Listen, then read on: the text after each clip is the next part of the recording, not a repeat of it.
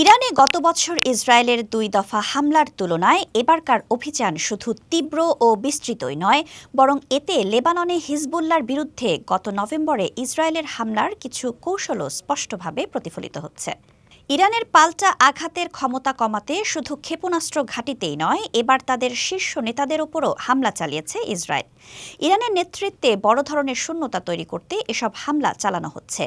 লেবাননে ইসরায়েলের এই ডিক্যাপিটেশন স্ট্র্যাটেজি অর্থাৎ শীর্ষ নেতাদের টার্গেট করে হত্যার কৌশল হিজবুল্লাহর জন্য ছিল বড় ধাক্কা। এর ফলে সংগঠনটির পক্ষে টেকসই প্রতিরোধ করা কঠিন হয়ে পড়ে।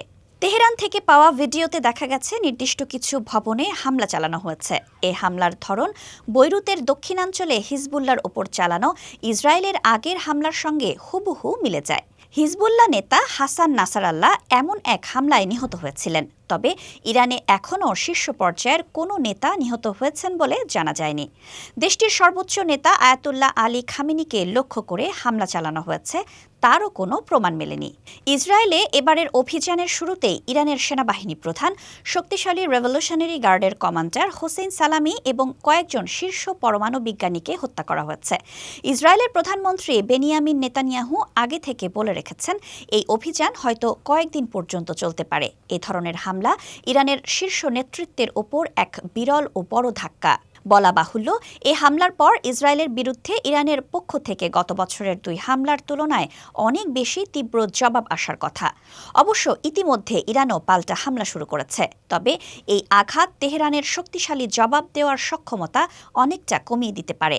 ধারণা করা হচ্ছে, উগ্রপন্থী প্রধানমন্ত্রী নেতানিয়াহু এই সামরিক উত্তেজনা বাড়ানোর আগে এটাই বিবেচনা করে সিদ্ধান্ত নিয়েছেন। কেন হামলার পক্ষে ইসরায়েলের প্রধানমন্ত্রী নেতানিয়াহু দীর্ঘদিন ধরে কথা বলছিলেন, কেন এখন তার সময় এসেছে, এসব প্রশ্নের ব্যাখ্যা দিয়েছেন তিনি। অভিযান শুরুর পর দেওয়া এক বিবৃতিতে নেতানিয়াহু বলেন, এই হামলা ছিল ইসরায়েলের অস্তিত্ব রক্ষার বিষয়।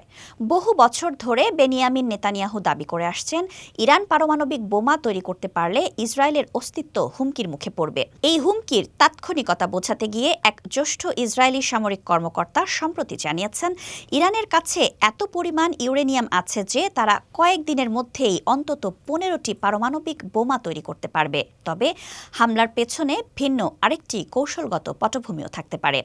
তেহরানের পরমাণু কর্মসূচি নিয়ে ইরান ও যুক্তরাষ্ট্রের মধ্যে চলমান আলোচনা রোববার ৬ষ্ঠ দফায় প্রবেশ করতে যাচ্ছিল।